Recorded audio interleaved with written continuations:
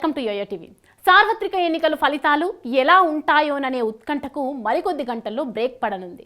June 4న ఎన్నికల ఫలితాలు వెలువడనున్న నేపథ్యంలో ఈ ఫలితాలను ప్రతిబింబించే ఎగ్జిట్ పోల్స్ ఫలితాలు శనివారం సాయంత్రం విడుదల కానున్నాయి. దీంతో ఈ రిజల్ట్స్ ఎలా ఉంటాయోనని దేశమంతా ఆసక్తిగా ఎదురుచూస్తోంది. జాతీయ స్థాయిలో ఈసారి ఎన్డీఏ కూటమి 250 సీట్లలోపే పరిమితమవుతాయని పలువురు సెఫాలజిస్టులు వెల్లడించారు.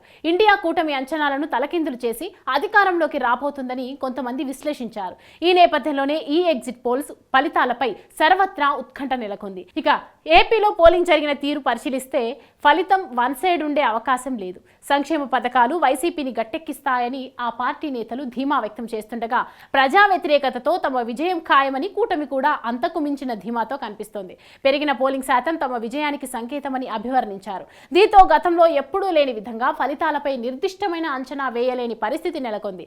ఈ నేపథ్యంలో ఎగ్జిట్ పోల్స్ ఫలితాలపై కూడా రాజకీయ పార్టీల ప్రభావం ఉండవచ్చునని విశ్లేషకులు వ్యాఖ్యానిస్తున్నారు. అటు వైసీపీ ఎగ్జిట్ పోల్స్ సంస్థలతో సంప్రదింపులు జరిపి తమకు అనుకూలంగా ఫలితాలు ఇవ్వాలని బేరం నడిపినట్టు ప్రచారం జరిగిన నేపథ్యంలో ఎగ్జిట్ పోల్స్ ఫలితాలు ఎలా ఉండనున్నాయి అనే ఉత్కంఠ నెలకొంది. తమ క్రెడిబిలిటీలన్నీ పక్కన పెట్టేసి వాస్తవ పరిస్థితులకు విరుద్ధంగా ప్రఖ్యాతిగాంచిన ఎగ్జిట్ పోల్స్ సంస్థలు ఫలితాలను ప్రకటిస్తాయా అంటే కష్టమే. మెజారిటీ ఎగ్జిట్ పోల్స్ ఫలితాల ఆధారంగా అధికార పీఠం ఎవరు కైవసం చేసుకున్నారో అనే విషయంలో మొత్తానికి ఒక క్లారిటీ అయితే రానుంది.